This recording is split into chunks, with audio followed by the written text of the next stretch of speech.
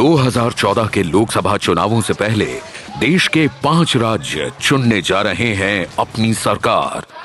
ABP news पर आज मध्य प्रदेश से पेश है कौन बनेगा मुख्यमंत्री लाइव।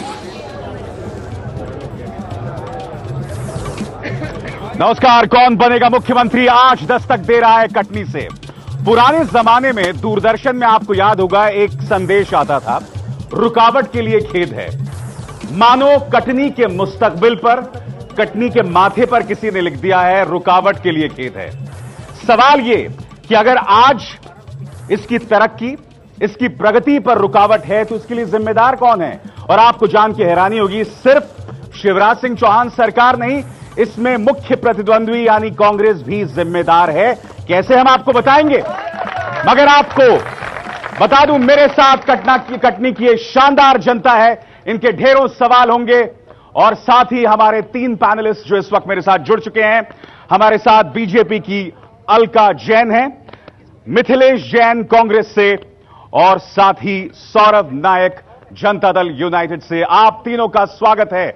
मगर आइए उससे पहले देखते हैं कि आखिर कटनी क्यों अहम है। मध्य प्रदेश का कटनी जिला चूना यानी लाइमस्टोन और बॉक्साइट की खदानों के लिए जाना जाता है। जबलपुर से करीब 90 किलोमीटर दूर कटनी देश के सबसे बड़े रेलवे जंक्शन में से एक है। कटनी जिले में 4 विधानसभा सीटें हैं। कटनी मुडवारा, विजय राघवगढ़, बहोरीबंद, वडवारा। 2008 के विधानसभा चुनाव में कांग्रेस और बीजेपी को 2-2 सीटें मिली थी। कटनी को जेडीयू अध्यक्ष शरद यादव ने मध्य प्रदेश का बेल्लारी कहा था। अवैध खनन के मामले में बीजेपी और कांग्रेस दोनों पर बराबर के आरोप लगते हैं।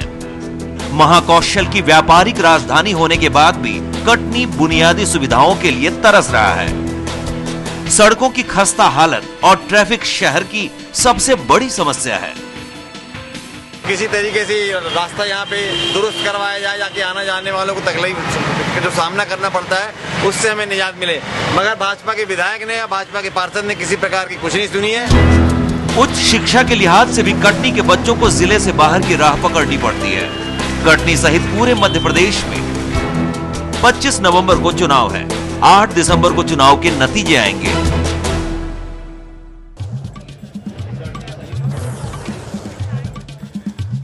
क्या आप इस बात को जानते हैं कि कटनी मध्य प्रदेश का कमर्शियल हब होना चाहिए था।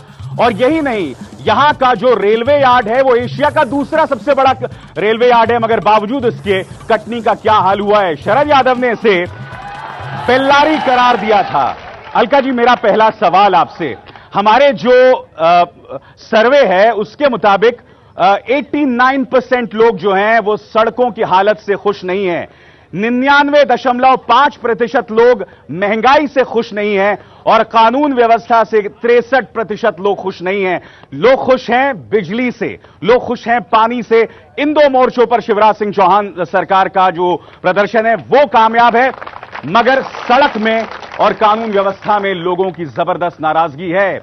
आपकी कोशिशों से ओवरब्रिज बना था, उसकी काफी बात की जाती है, मगर उस ओवरब्रिज के नीचे जो सड़क है, और न सिर्फ उस ओवरब्रिज की सड़क बल्कि पूरी कटनी के अंदर की जो सड़क है उसकी बहुत ही दयनीय हालत है। 10 सालों में भी आप कुछ नहीं कर पाए। नहीं, ओवरब्रिज भारतीय जनता पार्टी मध्य प्रदेश की जब सरकार आई तभी ये स्वीकृत हुआ और बन भी गया था। लेकिन जब ये बनकर तैयार हो गया तो जो विरोधी दल हैं इनको बड़ी बेचैनी हुई कि इसका हमें उद्घाटन करना, जबकि ब्रिज पूरा भी नहीं हो पाया था। और पूरा होता,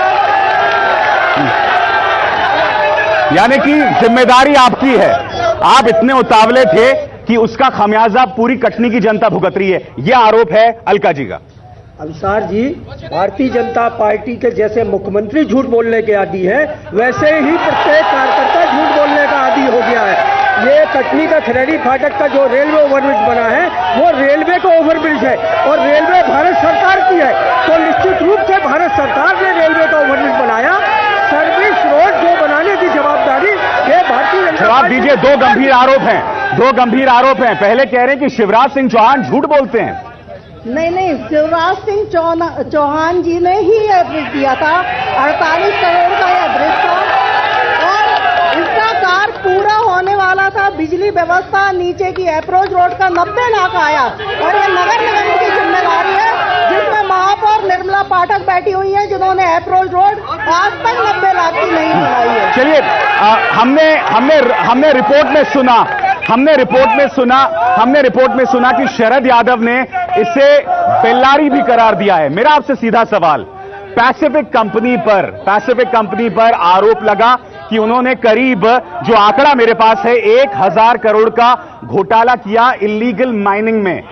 सवाल यह कि उन पर कार्रवाई क्यों नहीं हुई? कार्रवाई चल रही है और जो बहुत बड़ा घोटाला यहाँ हुआ है, अभी सिहोरा में हमारे यहाँ के जो बिजरावगढ़ के संजय पाठक जी हैं, उनके वो सवाल मैं आपसे पूछूंगा अलका जी, जो सवाल मैं आपसे पूछ रहा हूं, कृपया उसका जवाब दें।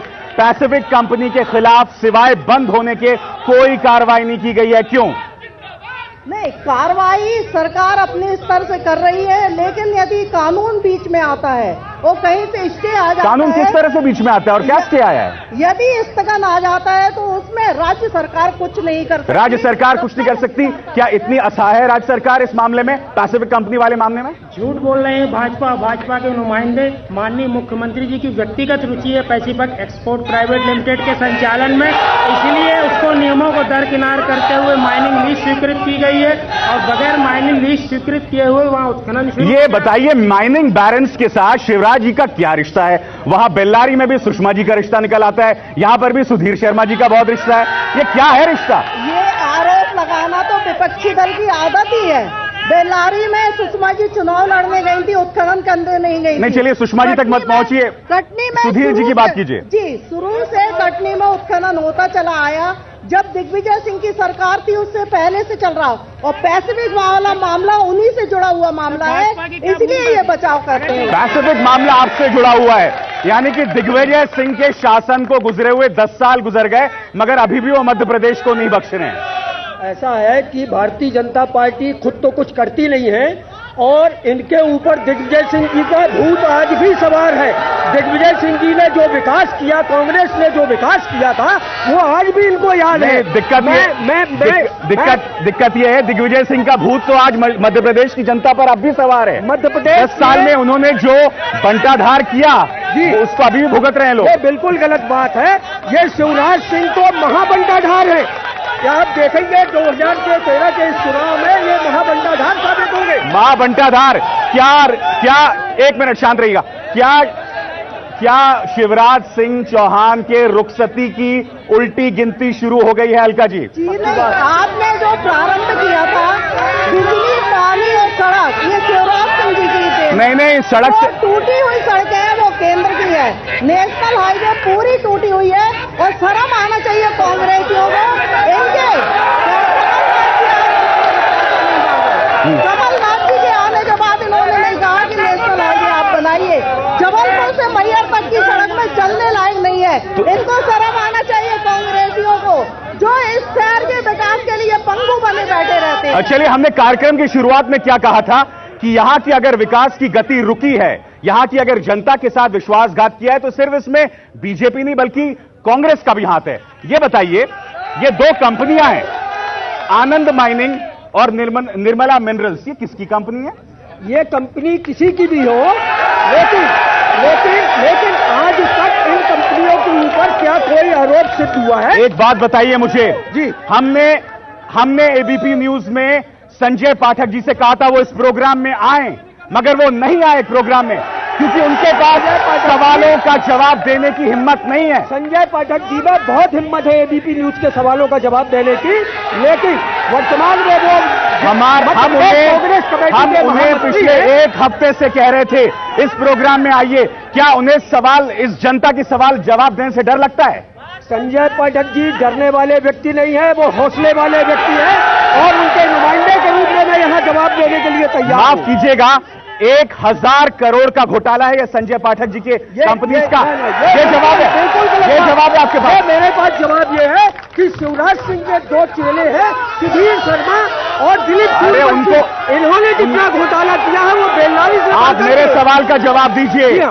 सुधीर जी को भूल जाइए आप। मैं ये कहना चाहता हूँ भाजपा के 10 साल और कांग्रेस के 50 साल मध्य प्रदेश के लिए दोनों बराबर है। दोनों ने जी भर भर के कटनी और मध्य प्रदेश को लूटा है। संजय पाठक जी की खदानों को 2007 से पर्यावरण का क्लियरेंस नहीं था, क्या उनको नियम नहीं मालूम? क्यों खुदाई करते रहे लगातार? क्यों उन्होंने हाईकोर्ट से ओवरबर्डन और रिजर्व? सवाल बताइए मुझे, आप तो कांग्रेस नहीं है, आप बीजेपी नहीं है, आपने संजय पाठक पे कार्रवाई क्यों नहीं की? क्यों नहीं आपने उन पे अंकुश लगाया? आप थोड़ा सा गलत बोले हैं। निर्मला माइनिंग और आनंद माइनिंग में 1000 करोड़ की रिकवरी नहीं है, इसमें 6000 करोड़ की रिकवरी। चलिए, बहुत वाजिब कही। संजय पाठक जी हैं। जी, अब ये बताइए कि आपने संजय पाठक जी पर अंकुश क्यों नहीं लगाया? आप दोनों की मिलीभगत तो नहीं है?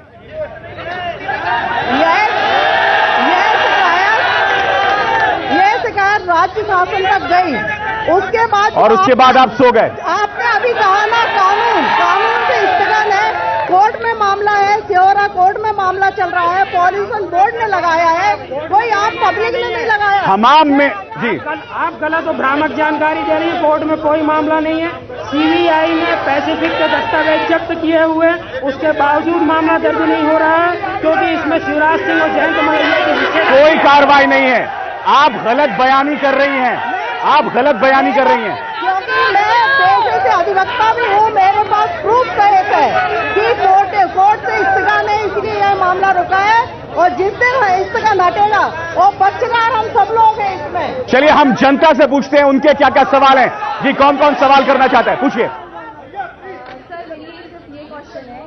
जितना टाइम ये लोग एक दूसरे पे ब्लेम करने में लगाते हैं, उतना टाइम ये लोग डेवलप किए गए तो ज्यादा अच्छा है। कितने सरल और कितनी सरल अंदाज से इस लड़की ने बात कही। चलिए, और लोगों से हम सवाल पूछते हैं। अब आप पास इधर आइए। मेरा अलका जी से एक ही क्वेश्चन है कि वे राज्य शासन में शिक्षा मंत्री रही, उन्होंने कटनी के लिए शिक्षा के लिए क्या किया? कटनी में न एक भी इंजीनियरिंग कॉलेज है, न एक भी मेडिकल कॉलेज है। और लोगों से सर, आज तक कटनी जिले में जितनी घोषणाएं हुई वो लागू नहीं हुई। मुख्यमंत्री युवा स्वरोजगार योजना 442 लोगों को देना था, कितने लोगों को दिया? मेरे साथ ट्रेनिंग ली है लोगों ने। सर, मेरा क्वेश्चन ये है, अगर नारे पे कोई भी मुद्दा उठाया जाता है तो उसका हल क्यों नहीं निकाला जाता? उसके ऊपर लाखों इशू क्यों क्रिएट करते? और भी लोगों के सवाल आइए लेते हैं। सर, मेरा मिथिलेश जैन जी से एक प्रश्न है। पिछले महापौर चुनाव में श्रीमती निर्मला पाठक जी कांग्रेस से चुनाव जीती थी झूठे वादे करके। घंटाघर की रैली में माननीय सुरेश पचौरी जी और संजय पाठक जी ने क्षेत्र की जनता से वादा किया था कि अगर हमारी महापौर बनी तो हम केंद्र से 1100 करोड़ रुपए लाएंगे। मैं पूछता हूं 1100 करोड़ रुपए कहां गया? ये झूठ की राजनीति। यानी कि आप देख रहे हैं लोगों की नाराजगी बदस्तूर बनी हुई है। सर, अगर ये वादों की बात करते हैं बीजेपी वाले, तो मैं पूछना चाहूंगी अलका जी से कि आपके घोषणावीर मुख्यमंत्री जी कटनी आके जितने वादे करके गए हैं, क्या मुझे उनके आंकड़े बता सकती हैं उनमें से कितने वादे पूरे हुए हैं? अशोक गहलोत के बारे में एक जुमला मशहूर है, उद्घाटन गहलोत। कहीं ऐसा तो नहीं है कि शिवराज सिंह चौहान उद्घोषणा चौहान बन के रह गए? जी नहीं, मुख्यमंत्री शिवराज सिंह जी चौहान ने जो घोषणा की है, उन्होंने कहा ओवरब्रिज बनवाऊंगा, ओवरब्रिज बना। कटनी नदी का पुल, न्यायालय भवन, ITI, जितने भी काम हुए उन्होंने घोषणा की। और आप इसमें भी गलत बोल रही हैं। 2008 11 मार्च को कटनी में सभा हुई थी, ओवरब्रिज का लोकार्पण हुआ था। इसके साथ साथ कटनी नदी पुल का भी भूमि पूजन आयोजित किया गया था। उसका आज तक पुल भी नहीं खड़ा, सिंगल। आप बहुत मुश्किल में अलका जी, लोगों की नाराजगी है और बार बार आपके दावे जो हैं वो सच्चाई के पैमाने पर खरे नहीं उतर रहे। नहीं, ओवरब्रिज तो आम पब्लिक देख रही, कांग्रेस ही बता। अरे ओवरब्रिज को भूल जाइए, बाकियों की तो बात कीजिए। न्यायालय भवन बनकर तैयार है, ITI भवन बनकर तैयार है। मैं यहाँ पॉलिटेक्निक कॉलेज लाई, मैं सेंट्रल स्कूल लाई केंद्र से। ये कांग्रेसियों ने क्यों वापस ले? 10 साल शिवराज सिंह चौहान की छवि जो है लोगों में एक अच्छे साफ सुथरे नेता की है, और लोगों को डर है कि अगर कांग्रेस के पास सत्ता चली जाएगी तो दिग्विजय सिंह वाले जमाने लौट आएंगे। ये बिल्कुल मिथक है कि शिवराज सिंह की छवि अच्छी है। शिवराज सिंह की छवि पूरे प्रदेश की जनता बच्चा बच्चा जान गया है कि ये झूठ बोलने वाला भ्रष्ट मुख्यमंत्री है, उसकी छवि ये हो गई है। आज मैं आपको बतलाऊं, भारत सरकार ने आरटीआई सूचना का अधिकार कानून लागू किया, वो इसलिए कि पारदर्शिता हो, भ्रष्टाचार के मामले सामने आए। लेकिन मैं ये पूछना चाहता हूं शिवराज सिंह जी से कि पिछले 4 वर्षों से मध्य प्रदेश में सूचना आयुक्तों की नियुक्ति क्यों नहीं की? अरे कम से कम 17,000 मामले द्वितीय अपीलें सूचना आयोग में पेंडिंग है। कम से कम संजय पाठक जी पे तो कार्रवाई कर दीजिए, जो भागते फिर रहे हैं। देखिए, संजय पाठक नहीं भाग रहे हैं। मैं ये आपसे पूछना चाहता हूं कि कटनी में ये कार्यक्रम आपका हो रहा है, कटनी में भारतीय जनता पार्टी का विधायक है, वो कहां है? क्या तर्क का जवाब कुतर्क से हो सकता है? क्या तर्क का जवाब कुतर्क से हो सकता है? अभिसार जी, संजय पाठक मध्य प्रदेश के नेता हैं और दिल्ली में अपने काम कर रहे हैं, वो बिजनौर विधानसभा के विधायक। दिक्कत जानते हैं क्या है? दिक्कत कांग्रेस के साथ ये है कि इस वक्त सारे जो एमपी के नेता वो दिल्ली में। एक और मुद्दा जो हम अपने दर्शकों को बताना चाहेंगे, जमीन अधिग्रहण का मुद्दा। 2 किसानों ने आत्महत्या कर ली थी।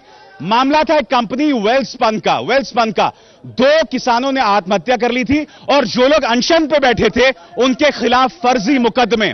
सवाल यह अलका जी कि जो लोग अनशन कर रहे थे, जिनकी जमीन, और ये वेल्सपन वाला मामला आप खुद जानती हैं इस बात को, तो इस तरह की ज्यादती क्यों किसानों के साथ?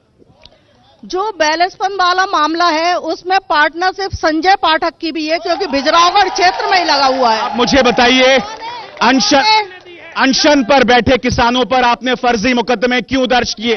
फर्जी मुकदमे नहीं थे, पूरा बचाव हमारे प्रभारी मंत्री जी आए, हमारी पूरी पार्टी आई, पूरा उनका बचाव किया गया। मुआवजे की जमीन वाली बात थी और उसमें संजय पाठक जी का हाथ था, जनता दल हवा दे रही थी उसको। ये संजय पाठक जी वाकई बहुत एक रहस्य बन गए हैं। ये रहस्योद्घाटन कीजिए आज आप। हाँ, संजय पाठक जी मध्य प्रदेश कांग्रेस के नेता हैं और भारतीय जनता पार्टी को उनके बुरे बुरे सपने आते हैं। नेता होने का मतलब लूटने की आजादी तो नहीं है ना जनता को। वेल्सपन में हिस्सेदारी लेके जनता की, गरीबों की जमीन लेके एक ऐसी जगह पे प्लांट लगाया जा रहा है जहां पूरे के पूरे 3 गांव उजड़ रहे हैं। उसमें 149 परिवारों ने आज भी मुआवजा के चेक नहीं लिए। उसके बावजूद जिला प्रशासन ने भाजपा शासन के दबाव में उन किसानों की जमीन जबरदस्ती क्यों ना। अलका जी, मुझे जो चीज दिखाई देती है यहां पर कि चाहे पैसिफिक कंपनी का मामला हो, वेल्सपन कंपनी का मामला हो, इन कंपनियों के सामने शिवराज सिंह चौहान सरकार ने घुटने टेक दिए। नहीं, ऐसा नहीं है, क्योंकि जो वेल्सपन वाला आप मामला बता रहे हैं, कोई किसान ने आत्महत्या नहीं की। मात्र 2 किसानों ने, एक माफ कीजिएगा, नहीं आप गलत बयानी कर रही हैं। एक किसान अर्थी पे बैठ के उसने खुद को जला दिया। गलत बात। एक किसान मरा था, वो भी खुद की बीमारी से, क्योंकि उसको टीबी हो गया था और जनता दल के लोग वहां बैठे थे।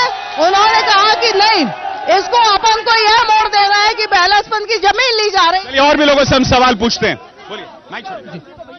शिवराज सिंह चौहान किसान विरोधी व्यक्ति है, क्योंकि उन्होंने 0% ब्याज में ऋण देने की बात की थी, वो ऋण नहीं दे पाए। कानून व्यवस्था के मामले में 0 है।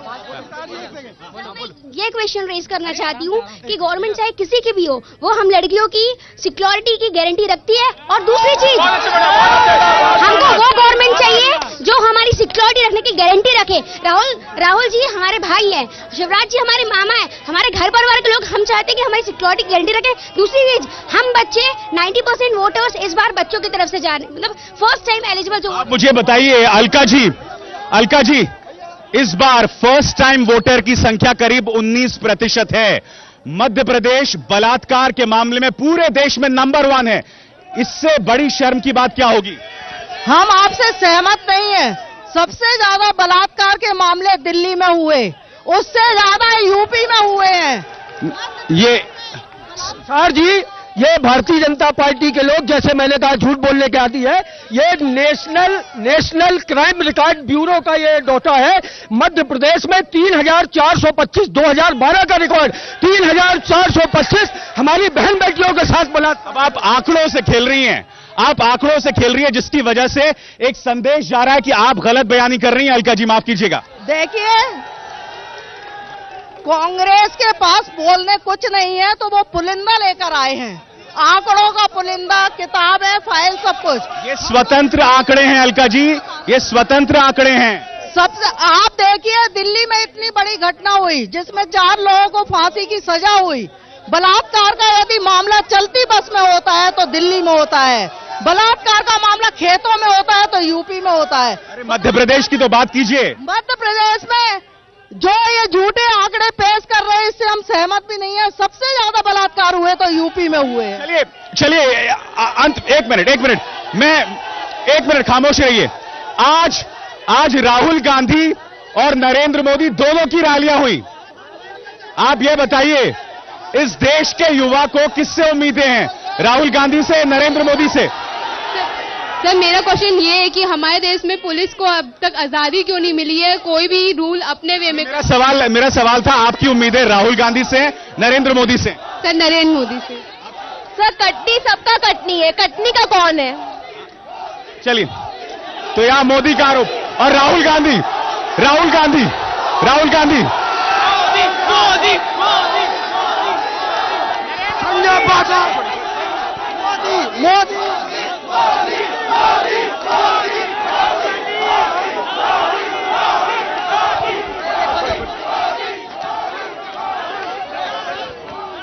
नरेंद्र मोदी जी से। राहुल गांधी। आगे बताइए। मैं आपकी जो थीम है कौन बनेगा मुख्यमंत्री, हमारे अगर मेजोरिटी आती भाजपा की तो हमारा बिल्कुल क्लियर है, साहब है शिवराज सिंह चौहान। इनसे पूछे कि ये अपना मुख्यमंत्री क्यों नहीं घोषित करते। ये एक आपका मुख्यमंत्री का दावेदार कौन है? हमारे पास मुख्यमंत्री का देखिए, कांग्रेस एक लोकतांत्रिक पार्टी है और हमारी ये बोलिए, आपका घर बिखरा हुआ है? नहीं, हमारा घर बिल्कुल एक है और भारतीय जनता पार्टी। आप तीनों का बहुत बहुत शुक्रिया। हम आपको बता दें कि अब 25 नवंबर को बड़ी तादाद में चाहिए और मध्य प्रदेश में अपने वोट का अधिकार इस्तेमाल कीजिए। और हम आपको यह बता दें कि कल हम मुलाकात कर रहे हैं जबलपुर में। जी हां, जबलपुर से होगी कौन बनेगा मुख्यमंत्री की सभा। और अब से बस कुछ देर बाद यानी 10 बजे देखिए प्रधानमंत्री।